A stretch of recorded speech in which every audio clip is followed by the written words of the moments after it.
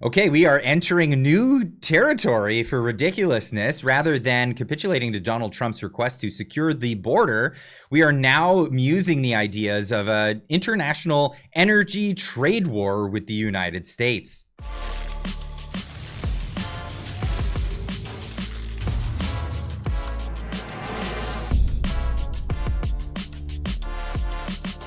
Just when you thought it couldn't get any more ridiculous. Ladies and gents, welcome back to the show. This is crazy to hear.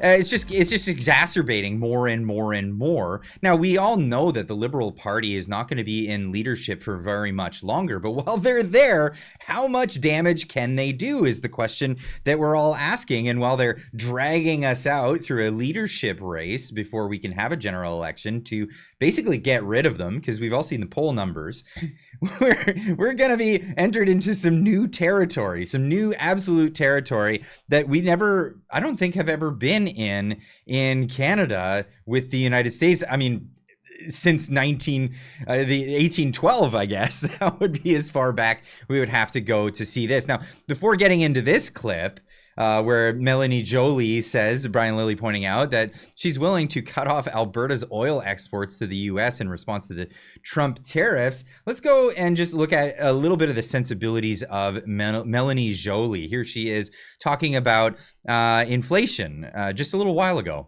I know that people are angry. I know there's frustration. We're all frustrated when we go and buy our groceries. And, you know, I was looking at just buying a pound of butter over the weekend. It's nearly $9 in Montreal. Yeah, nearly $9 in Montreal. Marco on X pointing out, after 10 years in office, Melanie Jolie still doesn't know who sets the quotas and the prices for dairy. And as I pointed out in a short recently, we all know where that dairy is going. This is the process of the government running our dairy industry in Canada, but I'll leave that one for now. We can get into that one deeper. Let's get into energy. And energy, based on Trump's tariffs, rather than, again, just capitulating and doing what the Canadian taxpayer, the Canadian voter actually wants, and secure the border, make sure that there's no bad stuff going through and bad people going through that border. They're looking instead to cut off energy exports for Canada. So if these tariffs are applied as he has threatened them to be, which we don't know the case, he hasn't announced that, you know, the specifics of it, but he's saying 25%. I was interviewing 6 economists, the top 6 economists, the chief ones for all the big banks the other day. And collectively, they said the hit to the economy, we're looking to the tunes of millions of jobs. You're looking at a 3% contraction and essentially an immediate recession. So it's in that vein, against that backdrop, I ask you about what retaliation would look like. Is your government prepared to cut off supplies of energy, for example, to the United States? What I can tell you is everything is on the table. And that's the conversation we will have, the Prime Minister, Minister LeBlanc, and myself, with the premiers next week. And that's a conversation also I'll take to Republican senators and key Republican decision makers in Washington next week. Because this is indeed a decision that would be taken by President-elect Trump that would have devastating impacts on Canadians.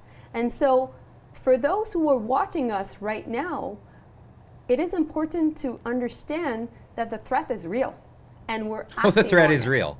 And that's the threat is real, absolutely, and the devastating effect that it would have on Canadians if we were to shut off our energy exports to the only people we're allowed to export our energy to because of the federal government as it stands. This is really not good at all. And in fact, she's not the only one. Here's Jagmeet Singh parroting. I guess he's the little Polly you want a cracker on the Liberal shoulder, parroting their message. We know that the United States needs our critical minerals. They're very important for the United States. So I'm calling on all political leaders to support turning off the taps on those critical minerals. Let's stop the flow of those critical minerals into the States. There's no quicker way to get Donald Trump to back away from tariffs than to shut off the tap on critical minerals, what the States need very clearly. That's not a good idea. And in fact, Danielle Smith points this out. Liberal Party wants to cut Quebec and plus Ontario energy to start a trade war with Donald Trump, says Ted Tester on X, pointing out this True North clip that came out with Danielle Smith addressing this specifically. First of all, it's oil and gas that's owned by the provinces, principally Alberta, and we won't stand for that. And you should never, ever threaten something you cannot do. And I would encourage the minister to look at a map of where Line 5 goes. Line 5 comes down through Michigan to get to Sarnia.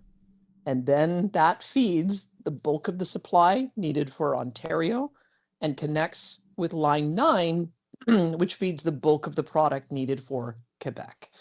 And so if you cut off that line, you are cutting off Ontario and Quebec. So I would encourage the ministers to either understand how our integrated pipeline system works and start looking at ways that we would be able to practically respond, because there's no point in making empty threats that cannot be executed on.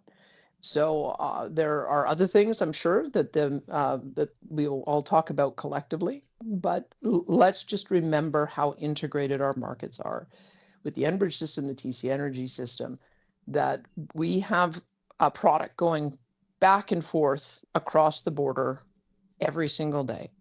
And we cannot do anything that harms Canadians in such a substantial way. So I just don't take that as a credible threat. I'm sure that the US administration won't either. So we should talk about things that we actually can do as opposed to empty threats. Absolutely. And that makes a lot of sense. And even Pierre Poilievre talking about this. Now, I do want to actually repeat that before we go on to the next clip. If they cut off the pipeline, if they cut that pipeline off, they're cutting off Canadians. They're cutting off Ontario and Quebec. That is, there's an old expression. It's called shooting yourself in the foot. That's exactly what that would be. It's not a negotiation tactic. That's just idiocy. It's absolute idiocy. But of course, Pierre Poilievre pointing this out. This is not the right move. Mark Nixon saying Pierre Poilievre hits back. Trump says trade is unfair. Pierre responds with power. This is a better way of negotiating. And of course, Pierre Poilievre does want to capitulate. And it's not even capitulation. He's saying he wants to secure the border because he wants to secure the border because the voters want the border secured. But you're buying our oil at a discount, he says. It's not smart to try to shut it off. We're actually hurting ourselves with the awful trade deals we've got, and we're doing it on a federal level by restricting who we can trade with. We're only trading with Canada. We're only trading with the U.S. Rapidement donner le feu vert au projet d'énergie pour exporter nos ressources outre-mer. The question was, should oil and gas and other energy be part of our response to the Americans?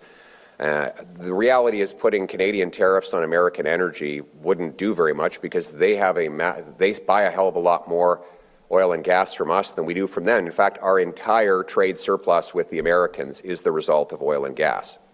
When President Trump complains about America's trade deficit with Canada, the concern he's raising really is that Canada is selling oil and gas at a massive price discount to American refineries and LNG plants that are able to massively profit at our expense. It is a ripoff. We're ripping ourselves off with this approach. Because of fanatical and stupid environmental extremists in the Liberal government and throughout the country, we are forced to sell almost all of our energy exports to the Americans. So the answer to that is to stop being stupid and start building LNG plants, pipelines,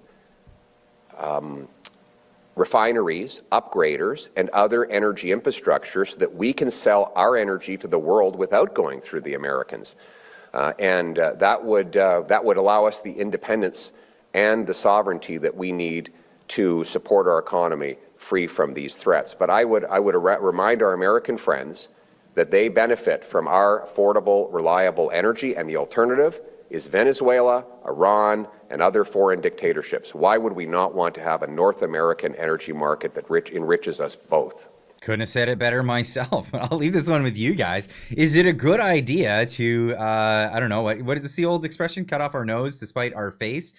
Shoot ourselves in the foot in this scenario? What are they actually thinking? It's just absurd. Again, getting into a new level of absurdity in this political environment, which they largely don't have the will of the governed to be in office any longer. We should just go to an election. That's what most Canadians are hoping for. Anyway, I'd love to hear what you have to say. Leave a comment in the comment section down below. Let me know what you think, and we'll see you in the next one. Keep on trucking.